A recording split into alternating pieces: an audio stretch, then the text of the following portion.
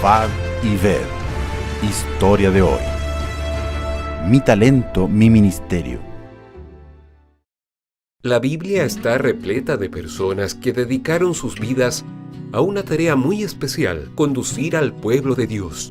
Recordamos a Noé, Abraham, Moisés, Josué, profetas y otros. Pero la historia no termina allí. La historia continúa en nuestros días cuando vemos profesores con sus clases, conduciendo al pueblo de Dios a través del estudio de la lección de la escuela sabatina. El trabajo continúa cuando vemos a nuestros hombres liderando a la juventud en los caminos del Señor. El trabajo continúa cuando vemos en acción a la fuerza de las mujeres, ocupando espacios tan significativos en la proclamación del Evangelio. El trabajo continúa cuando vemos a nuestros líderes, ancianos y pastores, dedicándole sus vidas a la misión de liderar, proclamar y salvar. Lo interesante es que no necesitamos ir muy lejos para encontrar a esas personas. Están muy cerca de nosotros. Ellas hacen de sus talentos su ministerio. Aquí en Campo Grande, Mato Grosso do Sul, existen muchas personas así, totalmente involucradas con la misión. Específicamente en la iglesia del barrio universitario, encontramos muchos ejemplos de hombres y mujeres dedicados a la obra misionaria. Para representar a ese grupo especial de personas, escogimos al joven Rubén Barros Godoy. Él fue prácticamente criado en esta iglesia y hoy es un incentivo para todos nosotros. Con disposición actúa en prácticamente todos los departamentos de la iglesia. Hoy, como primer anciano, él ejerce gran influencia sobre los hermanos. Esto ha contribuido para el crecimiento de la obra misionaria en su barrio, para un reavivamiento espiritual de los miembros, y así la iglesia se torna cada día más viva y más fervorosa. Las actividades son muy interesantes. La alabanza congregacional es uno de los puntos fuertes de la liturgia. El tocar el piano y liderar una pequeña banda musical. Rubén está contribuyendo para desarrollar otros talentos y crear un clima de participación, espiritualidad y adoración. Rubén es un verdadero líder que no mide esfuerzos para compartir sus conocimientos bíblicos. Su influencia es determinante y la utiliza con bondad y amor al abrir la palabra de Dios para los jóvenes y su iglesia. Es un apasionado por la enseñanza y creó una clase bíblica adaptada al programa Biblia Fácil los domingos en la noche, donde decenas de hermanos y visitantes tienen la oportunidad de estudiar la Biblia de una manera didáctica y atractiva. Muchas personas han tomado la decisión del bautismo a partir de esa clase bíblica. Decidido a dedicarle todo su tiempo a la predicación del Evangelio, Rubén además ofrece estudios bíblicos en las casas de los interesados. Uno de los motivos que hacen de la iglesia del barrio universitario un lugar tan activo espiritualmente es el gran coro, que reúne a gente de varias edades. El coro existe hace más de 18 años, siempre bajo el comando y dirección de Rubén. Él también es consejero espiritual del Club de Desbravadores Herederos del Rey e instructor de Orden Unida. Su conducta cristiana y su liderazgo ha llevado a los miembros de la iglesia a realizar cosas importantes. Una de ellas es la realización de un gran sueño: inaugurar la nueva iglesia construida al lado de la iglesia actual. En su trabajo como profesor universitario de ingeniería eléctrica, Rubén siempre da testimonio de su fe. ¡Qué bendición para la iglesia cuando vemos jóvenes que se dedican a vivir una vida en misión, haciendo de sus talentos sus ministerios! Y de esta manera son capaces de construir una historia de victorias en sus comunidades. ¿Qué tal ser un joven así? Probad y ved. Y ahora les invito a este momento especial de adoración a través de los diezmos y las ofrendas. Que Dios les bendiga.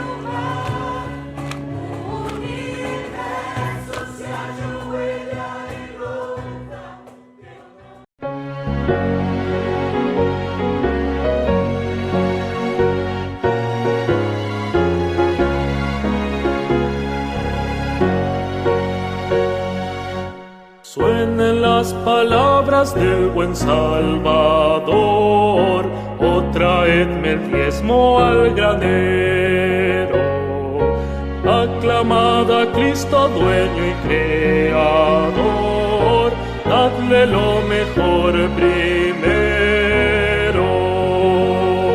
O traedme el diezmo al granero, probadme hoy, dice Jehová, quien sobre tierras y dinero bendiciones abundantes pondrá.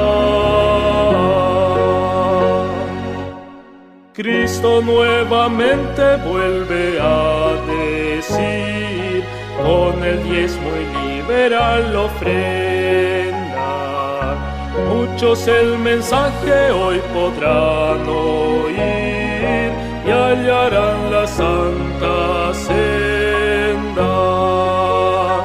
O traedme el diezmo al granero, probadme hoy, dice Jehová, quien sobre tierras y dinero bendiciones abundantes pondrá. Dad a Dios mejor y más completo don, vuestra vida entera y vuestra hacienda. Entregad a Cristo hoy el corazón, que es la más preciosa ofrenda.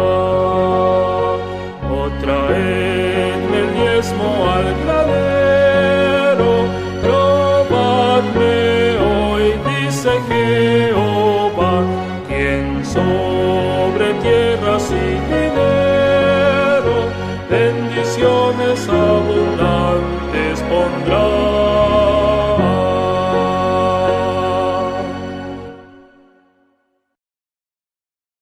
Hola chicos, llegó un momento que me gusta mucho, la adoración infantil. Vamos a aprender muchas cosas sobre la Biblia y sobre Jesús. Y junto con nuestros padres vamos a prestar mucha atención, ¿de acuerdo? Hoy vamos a escuchar una historia muy especial. ¡Sí!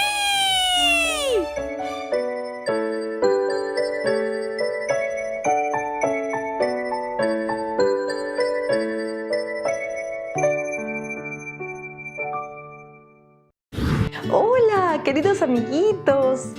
¿Cómo están? Los extrañé muchísimo, pero ya estamos de vuelta para poder continuar nuestra historia. Y quiero contarles un poco más acerca de la vida de Jacob y de toda su familia. Hoy quiero compartir con ustedes acerca de la historia de uno de sus hijos, porque Jacob tuvo 12 hijos, ¿pueden creerlo? Y tenía un hijo adolescente a quien amaba con todo su corazón. Su nombre fue José. Jacob cometió el mismo error que sus padres. Empezó a dar preferencia a su hijo José más que a sus demás hijos. Por eso, los hermanos mayores comenzaron a ver muy mal a su hermano José. Imagínense que cierto día, Jacob hizo una túnica especial para José, una túnica de colores hermosa que solamente se les daba a los príncipes. Por eso sus hermanos lo miraban con rabia y enojo y decían entre ellos, seguramente que Jacob, nuestro padre, ama más a José. Jacob había vuelto a romper la regla divina. Los padres deben amar a los hijos por igual. Los hermanos de José le tenían mucha envidia y eso aumentó cuando José empezó a compartir los sueños que Dios le daba. Por ejemplo, uno de sus sueños fue que estaban todos en el campo, arrancando los manojos de trigo, cuando de pronto todos los manojos de sus hermanos empezaron a inclinarse ante el manojo de José, porque fue el que quedó en pie. Otro día compartió otro sueño. El sol, las estrellas y la luna, todos ellos se inclinaban ante él. Los hermanos estaban muy molestos y se decían: José cree que es mejor que nosotros. Cierto día, Jacob llamó a José, quien obediente fue rápido al encuentro de su padre. Y Jacob le dijo: José, necesito que vayas a ver a tus hermanos, que vayas a ver cómo están. Llévales alimentos y me traes noticias acerca de ellos. Así que José se alistó y fue camino a ver a sus hermanos. Él quería abrazarlos, ver cómo estaban, contarles de su padre y luego regresar a casa. Pero sucedió que cuando ellos lo vieron llegar de lejos, empezaron a fruncir el ceño, a enojarse, a decir entre ellos: ahí viene el soñador, ahí viene el chismoso. Debemos hacer algo y matarlo, decían entre ellos. Rubén, el hermano mayor, les dijo a todos que por favor no lastimaran a José, sino que primero lo echaran a una cisterna, porque él planeaba en secreto, cuando nadie se daría cuenta, sacar a su hermano José de allí. Así que cuando llegó José, sus hermanos lo agarraron y entonces le quitaron la túnica de colores que tenía y lo arrojaron a una cisterna. José no entendía lo que sucedía. Lo único que hacía era pedir auxilio, ayuda, pero sus hermanos no escucharon. José estaba en aquella cisterna oscura, tal vez con hambre, muy triste por lo que estaba pasando. Pero él no sentía rencor por sus hermanos, sino que él confiaba en Dios, que le daba la fuerza para tener un espíritu perdonador. ¿Te han herido alguna vez? Pues, queridos niños, queridas niñas, Dios nos puede dar la fuerza para poder perdonar a los demás. Ahora vamos a repetir nuestro versículo de memoria. El versículo de hoy dice: pero los que esperan en Jehová tendrán nuevas fuerzas. Isaías 40:31. Queridos niños, a veces lastiman nuestros corazones, pero Dios entiende tu dolor, entiende tu tristeza, y Él te da la fuerza para que tú puedas perdonar y amar a los que te hacen daño. Así que vamos a pedirle a Él que nos ayude. Vamos a orar. Querido Señor, gracias por este mensaje a través de la historia de José. Queremos pedirte que tú nos ayudes a ser como Él, a no guardar rencor en nuestro corazón y a poder perdonar a los que nos lastiman. Gracias, Señor, por escucharnos. En el nombre de Jesús, amén. Que Dios te bendiga. Ya nos vemos.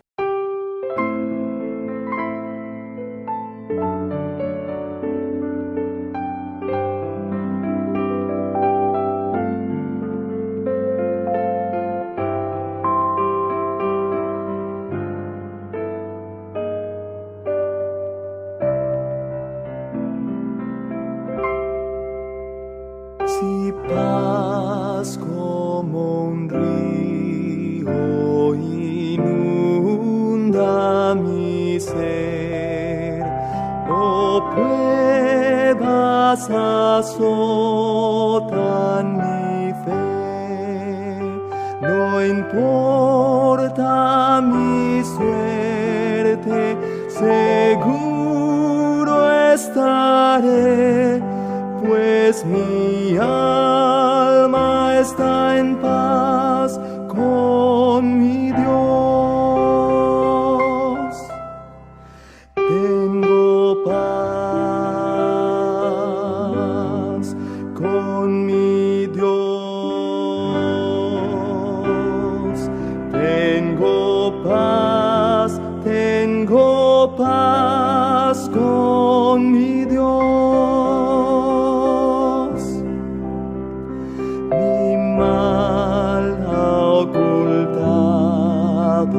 Su rostro de mí, mas Cristo clavólo en la cruz. Perdón alcancé, su amor me salvó. Gloria a Dios, hoy mi alma está en paz. Tengo paz con mi Dios.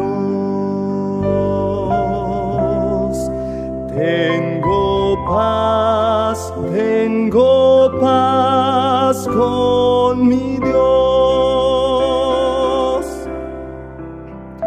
Señor, apresura el día final, las nubes partirse veré.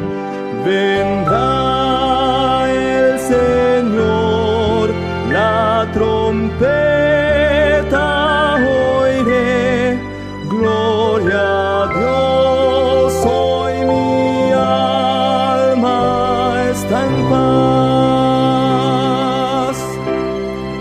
Tengo paz con mi Dios. Tengo paz con mi Dios.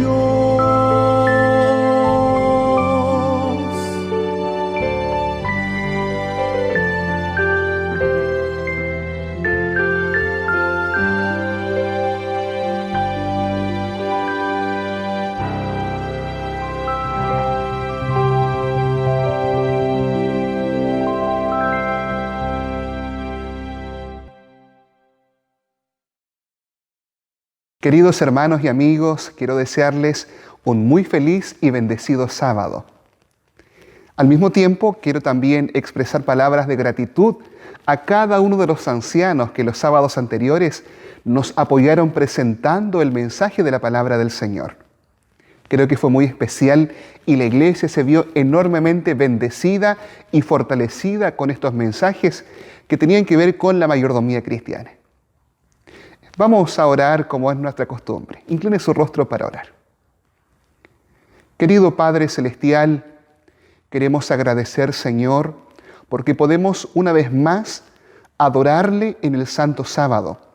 Porque podemos, Señor, levantarnos en nuestras casas, colocarnos nuestra ropa de sábado, tomar nuestra Biblia y adorarle en el día que usted separó para este fin. Gracias, Señor, porque es su Santo Espíritu el que nos anima. Gracias, mi Dios, porque es su Santo Espíritu el que nos da fuerzas en esta pandemia. Pero, Señor, reconocemos que muchas veces también flaqueamos. Reconocemos que también muchas veces, al ver tragedias, nuestra fe disminuye. Por eso también pedimos, Señor, que este mensaje nos aliente, que este mensaje nos dé fuerzas, y que podamos tener la certeza y la convicción de un Dios cercano e inmanente. Pedimos esto en el nombre de Jesús. Amén. El pueblo de Israel había sido librado de forma poderosa por el Señor. Dios envió las plagas sobre Egipto y con brazo poderoso Moisés, usando el poder de Dios, sacó al pueblo de Egipto. Ellos habían pasado el Mar Rojo. Pero lo extraño que presenta la Biblia es que en lugar de dirigirse hacia el noreste, que era donde estaba la tierra de Canaán, incluyendo Jerusalén, 500 kilómetros, tomaron la dirección completamente contraria, al suroeste, hacia el monte Sinaí. Porque este Dios de amor, que había librado al pueblo y que quería salvarlo y llevarlo a la tierra prometida, estaba tomando un camino distinto y contrario al que la lógica humana hubiese seguido? Podemos ver que en el camino que Dios elige se presentaron muchas dificultades y problemas. Hubo escasez de agua, Ellos llegaron pronto a un lugar llamado Mara, donde había bastante agua, pero esta era amarga, causando el chasco y la decepción del pueblo. En este camino había escasez de alimentos. El pueblo de Israel mismo se enfrentó con pueblos fuertemente hostiles y agresivos. Y para colmo de males, el pueblo de Israel también enfrentó víboras y serpientes venenosas que atacaron a los hijos de Israel. ¿No era más fácil que Dios tomara el camino directo y no diera una vuelta tan larga? ¿Por qué Dios decide seguir este camino? Pareciera ser que las palabras del himno, el camino es escabroso, se podían aplicar perfectamente a esa realidad y tal vez incluso a la suya hoy día. ¿Por qué Dios decide seguir ese camino? En primer lugar, Dios quería que el pueblo aprendiese a confiar y a depender de Él. El Señor los había librado de la esclavitud en Egipto. Pero en ese tiempo también su carácter, su vida, la vida y el carácter de los hijos de Israel había sido transformado. Se habían tornado egoístas, se habían tornado mezquinos y ellos solo confiaban en aquello que podían palpar y tocar. Tal vez por la influencia de la idolatría y de tantos ídolos que habían visto. Dios quería que aprendiesen a confiar en Él, en aquel que es invisible, que aprendiesen a confiar en medio de sus problemas y dificultades, en aquel que puede dar solución aun cuando no haya nada humanamente visible. Al librarlos de la esclavitud con que los egipcios los oprimían, Dios había hecho algo por ellos. Pero ahora, cuando ellos ya estaban libres, Dios se proponía no solo hacer algo por ellos, sino hacer algo en ellos. Quiere transformar el carácter de ellos y llevarlos a confiar plenamente en Dios como su Padre. En estos elementos ya vemos un anuncio cuando el Señor toma al pueblo y lo saca de Israel. Allí las palabras del libro de Éxodo, capítulo 12, versículo 11. Éxodo capítulo 12, versículo 11. La palabra del Señor dice así: y lo comeréis así, ceñidos vuestros lomos, vuestro calzado en vuestros pies, y vuestro bordón en vuestra mano, y lo comeréis apresuradamente. Es la Pascua de Jehová. Entre las indicaciones que el Señor le entrega al pueblo está que esa noche, cuando ellos iban a salir, debían tomar el bordón en su mano. ¿Qué cosa es el bordón? El bordón era una antigua vara, un antiguo cayado que era mucho más alto que la persona, generalmente con algunas marcas en la parte superior, que el pueblo usaba para afirmarse. Era claramente un bastón de trekking, usando una expresión un poco más contemporánea. El hecho de que Dios dijese al pueblo que ellos esa noche de Pascua, cuando iban a ser librados, debían estar con el bordón en su mano, era señal de que había un largo camino que ellos debían recorrer. Pero también tenía el significado de que ellos debían mirar hacia adelante y no hacia atrás. Y debían apoyarse y confiar en Jehová su Dios y no en sí mismos. Por mucho tiempo, ellos habían confiado solo en su fuerza, solo en lo que podían ver. Pero ahora el Señor se proponía guiarlos hacia cosas que ellos no podían ver y a confiar en aquello que era invisible ante sus ojos. La primera dificultad se suscitó luego de la salida de Egipto. Moisés ya percibía hacia dónde el Señor los estaba guiando. Llegaron allí frente al Mar Rojo, con grandes murallas de piedra en torno de ellos. El faraón, luego de haber pasado este duelo y tristeza por el fallecimiento de su primogénito, con mucha rabia y sin duda instigado por sus consejeros, se levanta con todo su ejército, con caballos y con carruajes para perseguir y hacer traer de vuelta a los ex esclavos, o por último, destruirlos y así saciar su sed de venganza. El pueblo se ve prontamente aprisionado. Tiene una muralla de piedra por este lado, tiene otra montaña rocosa por este otro lado. Y aun cuando la Biblia dice que ellos salieron armados, en realidad ellos salieron con instrumentos de campo, azadones, palas, picotas, que en realidad no eran armas. Ellos no tenían la posibilidad de defenderse frente a un ejército altamente entrenado. Los israelitas no tenían entrenamiento militar, no podían defenderse, no podían fabricar una balsa para huir por el mar. Estaban completamente acorralados. ¿Por qué Dios los llevó allí? Dios podría haber evitado que ellos llegaran allí, o tal vez incluso, dado que Él es todopoderoso y lo había manifestado en las plagas y prodigios que realizó en Egipto, Él podría sencillamente, cuando el pueblo estaba llegando, haberles tenido el mar abierto. No era necesario que el pueblo viviese esta angustia. ¿O acaso Dios no podía? Claro que podía. Él podía haber abierto el mar y cuando el pueblo llegase, haber tenido el camino abierto para que los israelitas pasasen por en seco. Pero el Señor quería que el pueblo aprendiese a confiar en Él. Ellos eran incrédulos y aunque habían sido salvados, Dios quería que ellos pudiesen desarrollar su fe. Por eso el apóstol Pablo en Hebreos, capítulo 3, verso 19, explica por qué ellos fallaron. Hebreos capítulo 3, verso 19. La palabra del Señor en la boca de Pablo nos dice así: y vemos que no pudieron entrar a causa de incredulidad. Los que del pueblo se quedaron en el desierto no entraron porque Dios lo quiso así.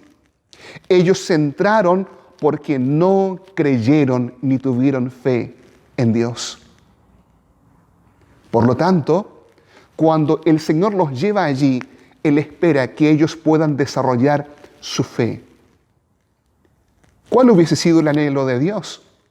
Que tal vez ellos hubiesen caído de rodillas y hubiesen dirigido sus miradas al cielo diciendo: Dios, tú nos libraste, nos sacaste de Egipto y ahora estamos aquí atrapados. Tenemos dos grandes montañas que son como muros que nos rodean. Enfrente nuestro está el mar. No tenemos una balsa para cruzarlo. Y tras nuestros talones están los egipcios con el faraón. Señor, no queremos morir. ¿Puedes hacer algo por nosotros? Sálvanos, Señor. Dejamos este problema en tus manos. Dios los llevó allí con el propósito de que ellos pudieran desarrollar su confianza en el Dios del cielo. Se sentían impotentes, no tenían ninguna posibilidad humana, pero en muchas ocasiones Dios obra en forma tremendamente poderosa cuando nos sentimos débiles. Cuando no hay ninguna posibilidad humana, Dios se gloría mostrando su poder.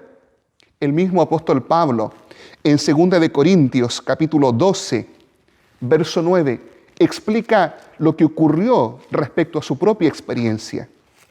2 de Corintios, capítulo 12, verso 9. Y él dice: y me ha dicho, bástate mi gracia, porque mi poder se perfecciona en la debilidad. Por tanto, de buena gana, me gloriaré más bien en mis debilidades, para que repose sobre mí el poder de Cristo. Pablo, como gran apóstol, tenía luchas personales. Varios eruditos nos dicen que el apóstol tenía serios problemas a su vista. algo que le acomplejaba. Tal vez él quedó con algunos problemas luego de haber visto la gloria de Cristo. Y él oró muchas veces por esto. Era algo que le hacía sentir a él débil. Pero la respuesta del Señor fue: mi gracia te basta, porque mi poder se perfecciona en la debilidad. Cuando el pueblo estaba enfrentando este problema que era humanamente imposible de resolver, ¿cómo un puñado de esclavos, flacos, quemados por el sol, sin fuerzas, mal alimentados, podrían salvarse de un ejército bien entrenado, hombres fuertes y musculosos, hombres con espadas, con arcos, con lanzas y con flechas, con carruajes sumamente entrenados? Era humanamente imposible. Pero Dios, cuando somos más débiles, Él muestra su amor para librar a sus hijos. Dios realmente estaba librando al pueblo. Éxodo significa salida. Y Dios había sacado al pueblo. Pero el éxodo, es decir, la liberación, no se completaría sino hasta cuando el pueblo de Israel llegase a la tierra prometida. El éxodo, la liberación de los israelitas, no sería completa sino hasta cuando ellos estuvieran allí en la tierra de Canaán. El éxodo tiene 3 momentos. La liberación del pueblo de Israel se da en 3 etapas.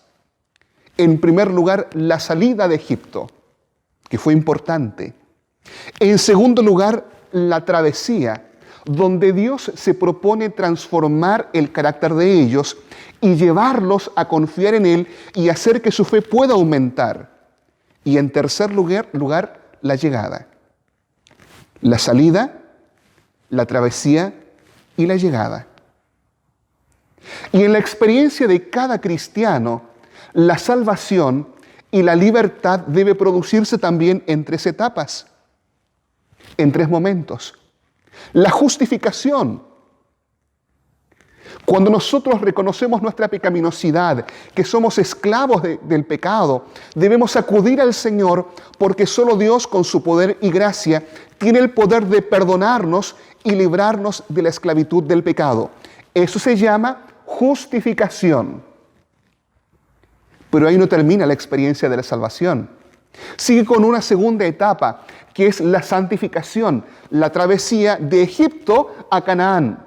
Travesía en la cual el Señor quiere moldear este carácter, quiere ayudarnos para que los hábitos que adquirimos en Egipto sean dejados atrás y podamos adquirir un carácter semejante al de Dios mismo, donde Él se propone hacer crecer y aumentar nuestra fe y confianza en Él.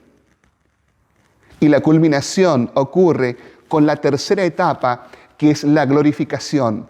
El momento cuando por fin entremos al hogar de gloria y este cuerpo mortal y decadente sea transformado en un cuerpo glorioso, semejante al de Cristo Jesús.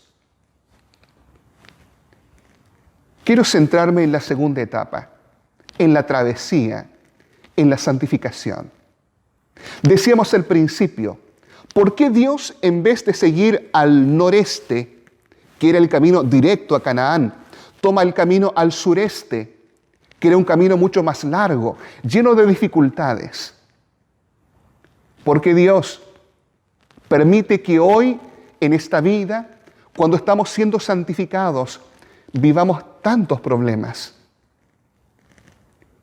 ¿Será que alguien que nos está viendo en esta hora está afligido porque lleva 3 meses sin trabajo?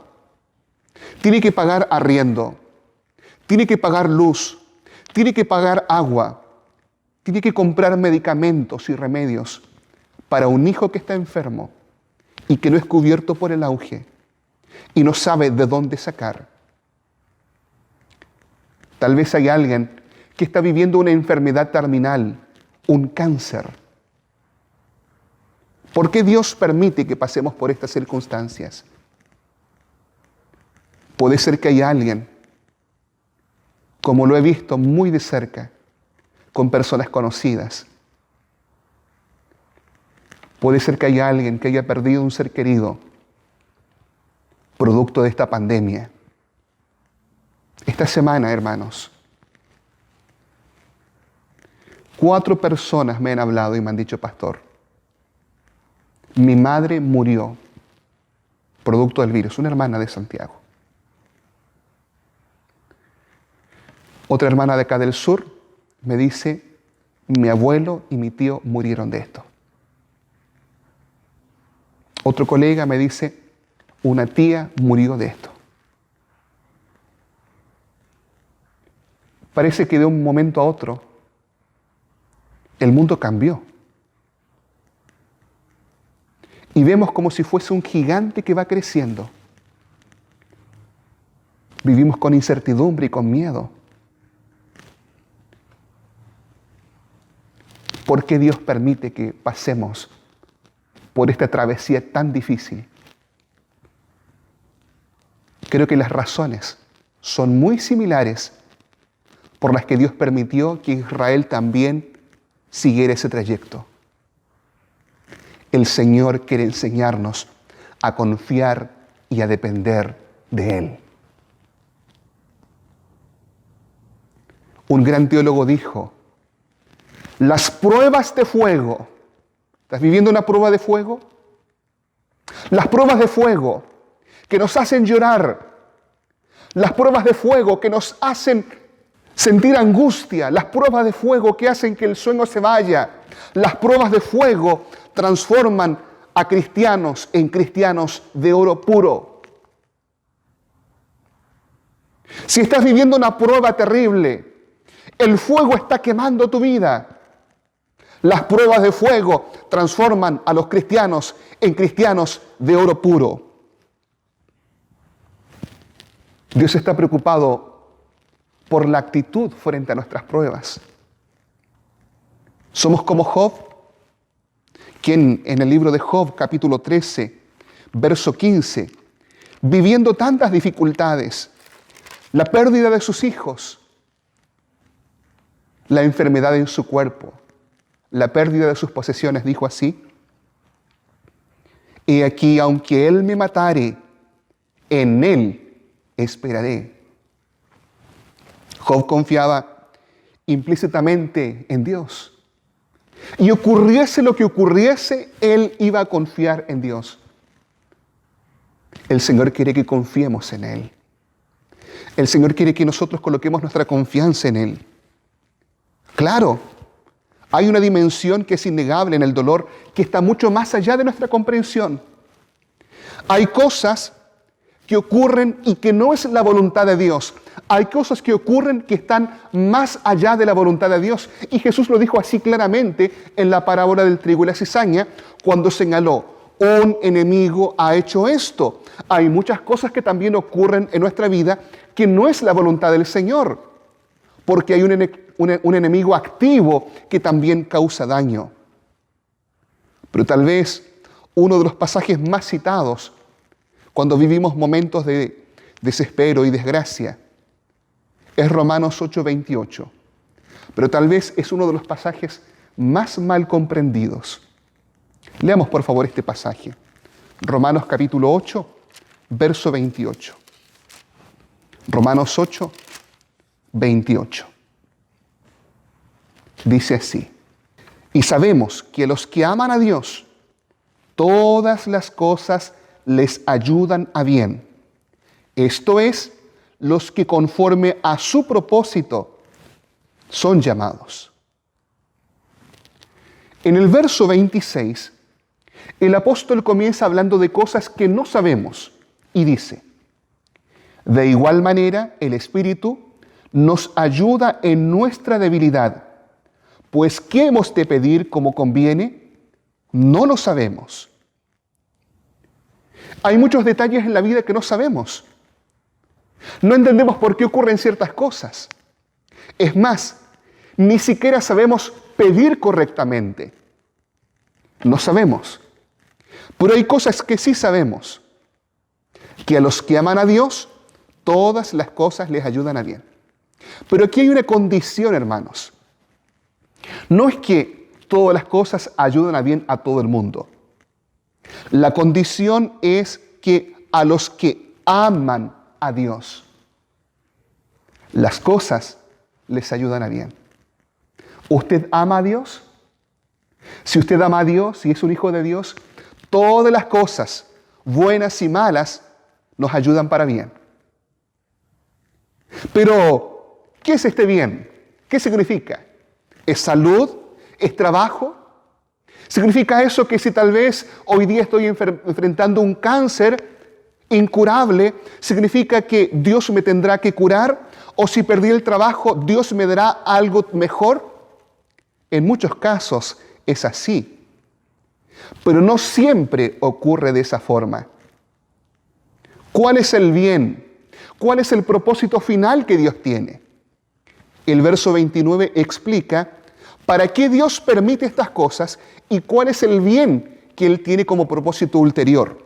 Dice así, verso 29, porque a los que antes conoció, también los predestinó, para que fuesen hechos conformes a la imagen de su Hijo, para que Él sea el primogénito entre muchos hermanos.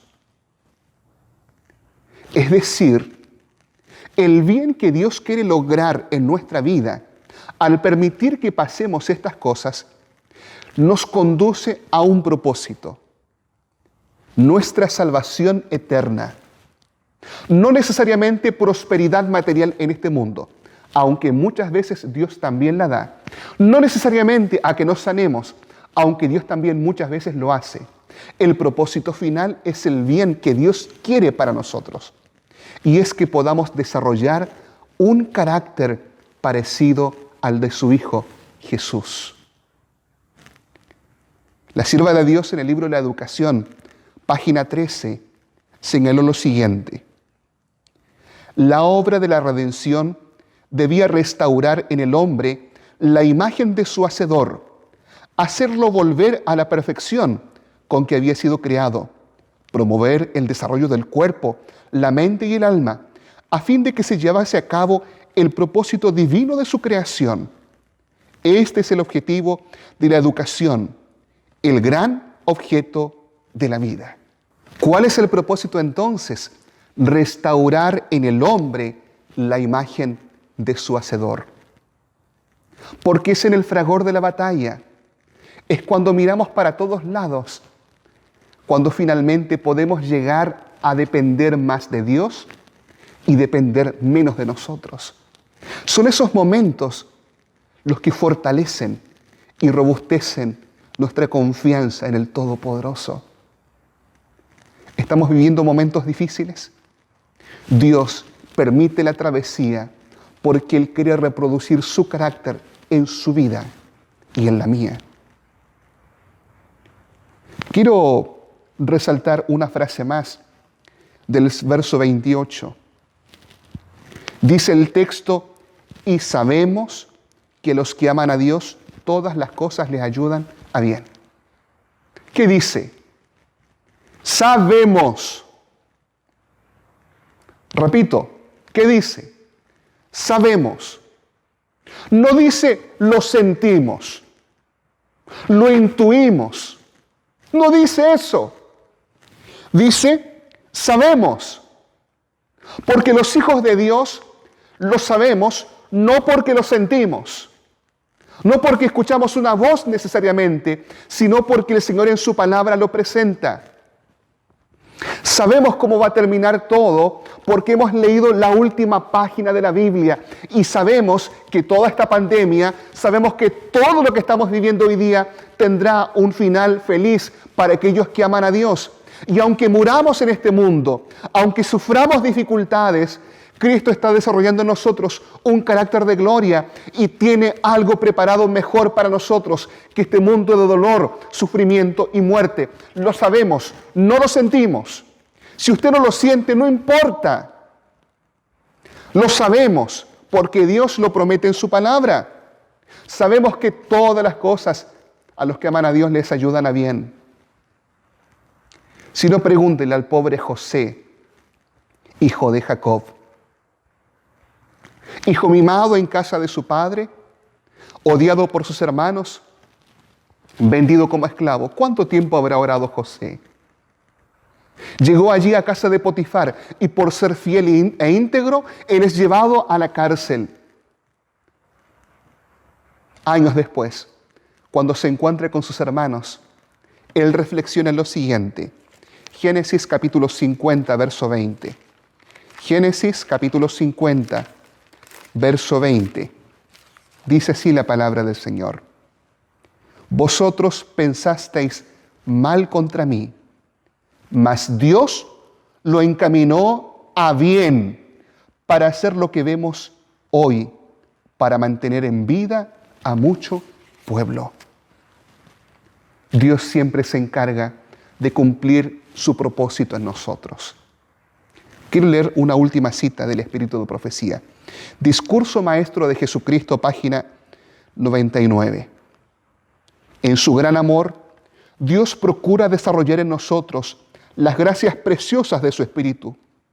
Permite que hallemos obstáculos, persecuciones y opresiones, pero no como una maldición, sino como la bendición más grande de nuestra vida.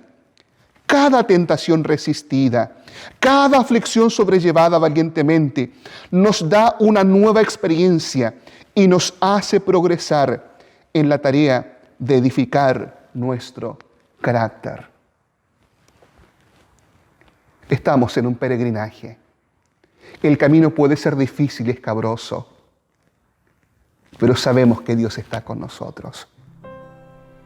Lo que estamos viviendo hoy día, Dios lo ha permitido, no lo ha mandado, pero lo ha permitido para que podamos desarrollar rasgos de carácter que nunca se darían si no hubiésemos vivido esto. Por eso, querido amigo y hermano, quiero animarle para que hoy coloque su vida en las manos de Dios y le diga: buen Dios, sé que tal vez no entiendo por qué estoy viviendo esto, pero tengo la certeza de que tú tienes un propósito, de que tú tienes un plan para mi vida. ¿Quiere usted permitir que Dios desarrolle su plan en usted?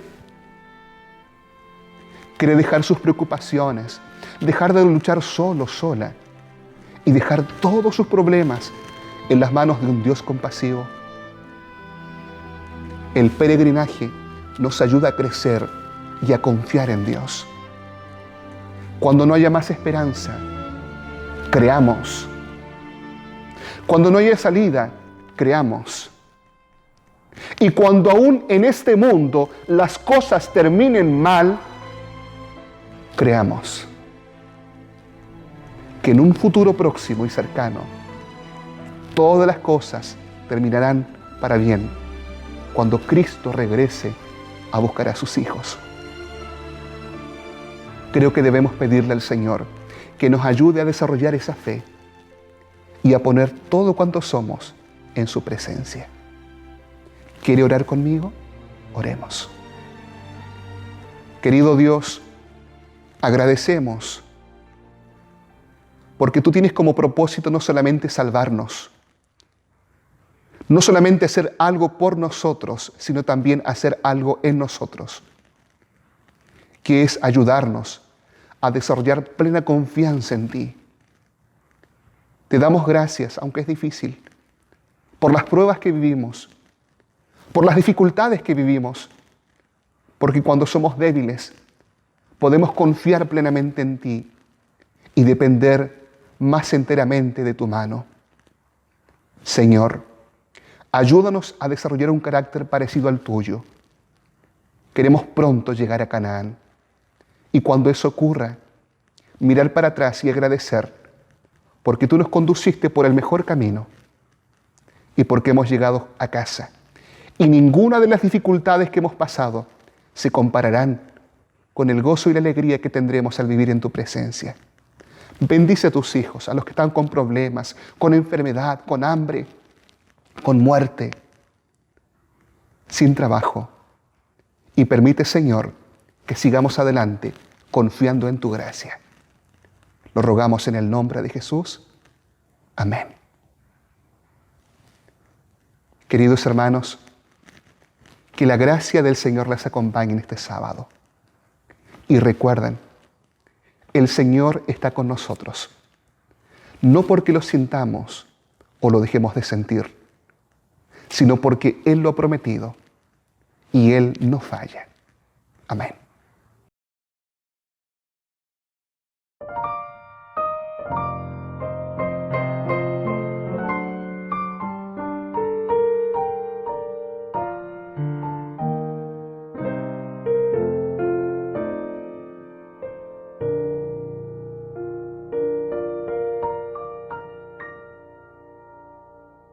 El camino